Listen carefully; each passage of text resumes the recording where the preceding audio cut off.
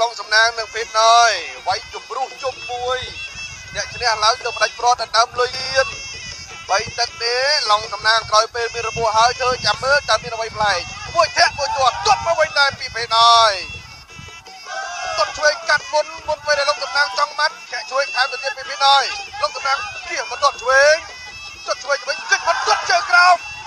ចូលគៀសគោះកែងពីភេទណយទៅគោះភេទណយ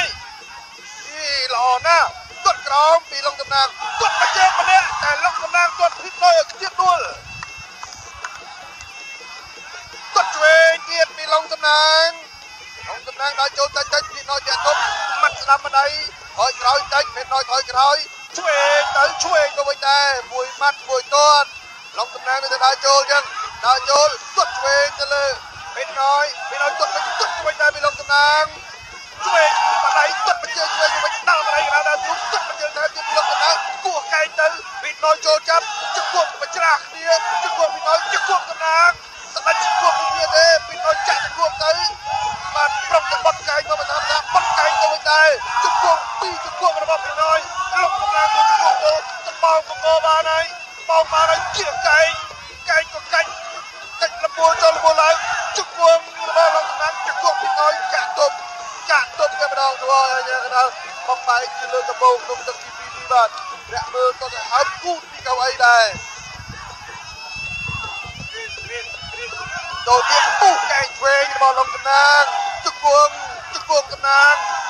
មិនឲ្យប្រុងតែលាស់កែងតែឡុងសំណាងចាប់ជង្គង់ឆ្វេងឲ្យថែមស្ដាប់មកជង្គង់ទៀតកាច់ទៅវិញទៅមកជង្គង់ឡុងសំណាងអូយបានញាក់ដងខ្លួនទៅតាមចង្វាក់នៃការវាយផងបានជួយត្រកជនយើងម្នាក់ចាក់ឡើងឲ្យយើងដល់និយាយជាថ្មីបន្តទៀតព្រោះតាមទៀតតែ3ទឹកទេឆ្វេងបោះជង្គង់ទៅវិញចាក់ជង្គង់ទៅវិញដែរជង្គង់វិញរបស់ឡុងសំណាងវាទៅចាក់ទៅឡុងសំណាងចាក់មករហូតដល់លោកអ៊ិនអាមេរិកជែកបន្តទៀត40វិនាទីទៅក្រោយក្នុងទឹកទី2អ្នកចេញពីភេទណយឡុងសំណាងទាត់ក្រោយភេទណយប្រុងប្រើដៃយូរបាទតែចូលចាប់ឲ្យគាត់ពេលវេលាដែរភេទណយឆ្លាតមែនទែនមើលទៅក្បាច់របស់គាត់ឆ្លាតគាត់ដឹងថាឡុងសំណាងកែកន្លែងណាគាត់គិតបានកន្លែងហ្នឹងបាទកែពូជង្គង់កាត់វិញជង្គង់រៀបខ្លួនជង្គង់ភេទណយទល់ចាញ់ទៀតអូក្បាច់នេះគឺគួរឲ្យឡុងសំណាងពិបាកទប់ទល់មែនទែនកែជង្គង់មកវិញចាក់ជើងក្រោមចាក់ទៅចាប់ហើយទឹកទី3បង្គោលក្រហម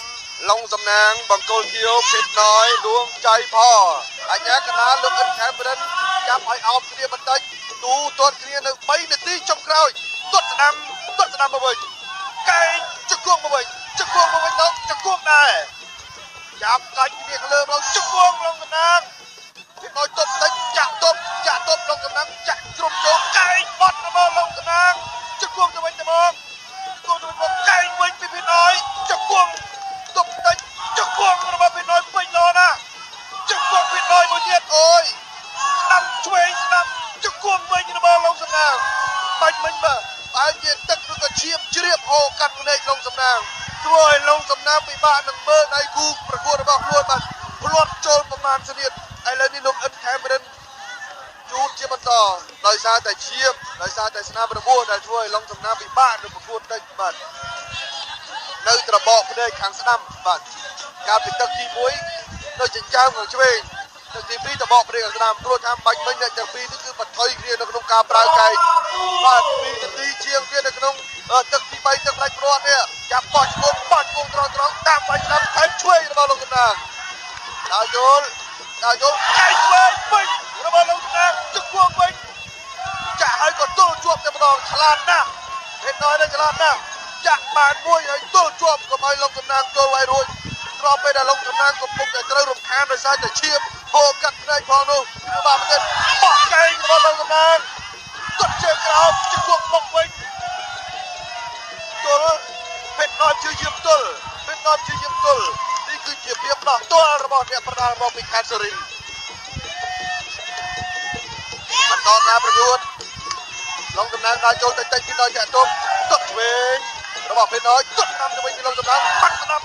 លាក់ទៅជាបន្តិចចាប់កាច់កាច់ដួលតែម្ដងពេលវេលាក៏កាន់តែតិចឡុងសំណាងក៏កាន់តែជ្រួលច្របល់ក្នុងការដើរចូលទៅលើភេទណយដួងចៃផបាត់ស្ដាប់ម្ដាយទៅកញ្ចក់ទប់ទាត់បាត់កែងឆ្វេងគេនៅគៀកទៀតគេទល់ជាប់ទៀតបាក់មែនទេជង្គង់ទៅវិញដែរដៃនេះគឺថាខ្វែងពាត់គេយកឲ្យជង្គង់របស់ភេទណយទៅមួយកាច់ត្រឡប់មកវិញចាប់ឲ្យជាប់នេះជាភាពវៃឆ្លាតហើយបាទរបស់ភេទណយព្រោះបើគាត់តែដកឃ្លាគឺត្រូវបោះឡងសំណានច្រើន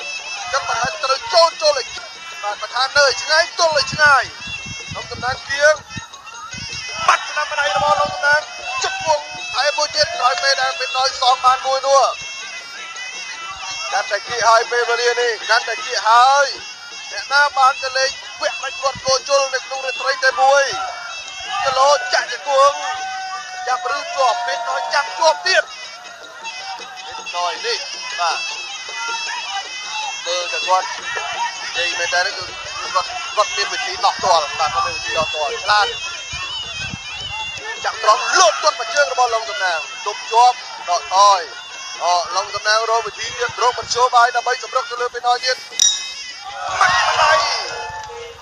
ចាប់ទឹក3ហើយលទ្ធផលយ៉ាងណានោះគឺអាស្រ័យទៅលើចៅក្រមបាទដែលលោកបានផ្ដល់បន្ទុកយ៉ាងសុក្រិតបាទអ្នកទាំងពីរជឿជាក់រៀងខ្លួនថានឹងអាចមានឱកាសឡើងទៅវគ្គប្រាច់ព្រាត់ចៅក្រមនៅក្នុងគូនេះមានលោកស៊ិនប៊ុនធឿនលោកម៉នសុខុនលោកហងម៉ាខេមលោកជារិទ្ធនិងលោកជ្រាសុភ័ក្របាទបន្ទាប់ពីគូនេះទៅគឺវែងសុភ័ក្រនឹងប្រកួតជាមួយនឹងម៉ៃស៊ុតពេលេបូរីរ៉ាប់ក៏គូល្អដូចគ្នាស្ថិតតែកំពូលអចរិយអ្នកបរាលប្រចាំប្រទេសរៀងខ្លួនក្នុងប្រភេទទម្ងន់ 63.5 គីឡូក្រាមហើយបាទយកមកមើលរូបភាពត្រង់នេះនៅពេលដែលភេទណយសម្រុកស្ដាប់ឆ្វេងស្ដាប់នោះបាទតកងចាក់មួយឡើងអែនបាទឡើងចង់ស្រុតដែរហ្នឹងចង់ស្រុតដែរក៏ប៉ុន្តែអញ្ញាកណ្ដាលបាទគឺមើលឃើញនៅស្ថានភាពឈាមហូរមកច្រើនបាទសម្រុកជាយាមសម្រុកមែនទេភេទណយក៏ប្រកែកចាប់ឲ្យអឹបធ្វើឲ្យឡុងសំណាងពិបាកហើយបើថាគាត់ទល់ឲ្យឆ្ងាយក៏ឡុងសំណាងពិបាកដែរបាទអញ្ចឹងលទ្ធផលចាប់ស្ដាប់លោកវ៉នរតនៈមនោរម្យបាទ